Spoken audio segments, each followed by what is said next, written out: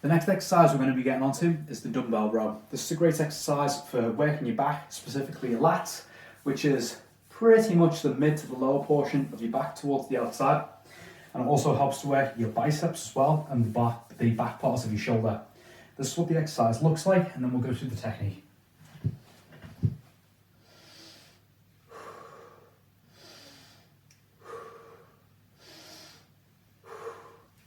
So, a little bit of technique to this one.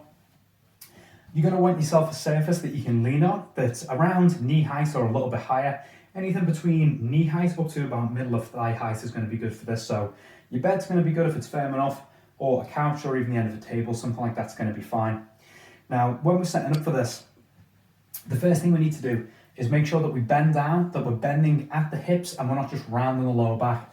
So when I bend over towards the table or the chair, I'm going to have one hand supported on there. If you have a little look from the side, when I'm doing this, I'm bending over, but I'm pushing back at the hips. I'm allowing my knees to bend a little bit backwards, and I'm keeping my back nice and flat. What I'm not doing is I'm not just bending straight over towards it like that. We want to push those hips backwards. This is going to allow our lower back to be a bit more supported by the glutes and all the other muscles of the lower part of the body. I'm going to push those hips back.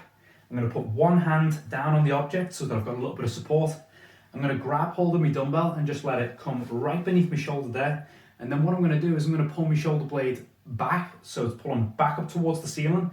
And then I'm going to try and pull it down as well, like I'm trying to squeeze an apple in between my armpits. So pulling that shoulder blade back and down, and then from here, I'm going to drive my elbow towards the outside until it comes in line with my waist, whilst trying to keep that shoulder pinned back the whole way. So elbow is driving back, shoulder staying squeezed back. I'm going to let my arm come out until it fully straightens, and then re-pull that shoulder back and drive the elbow back there again. So if we look at it from the side, that's shoulder pulled back, elbow driving up towards the side and down. Shoulder pulled back, elbow driving up towards the side and down. What we don't want to do is row this elbow right up towards the ceiling and make it go excessively. We just need to ride it up until it's in line with the waist / back. If your elbow flares out a little bit from your body when you're doing this, it's not the end of the world, but you want to try and hook your elbow in as tight towards yourself as you can do, and that should help you to feel a back contraction a lot better. So yeah, that's the dumbbell row. Start with your weak arm and then match your reps on your strong arm.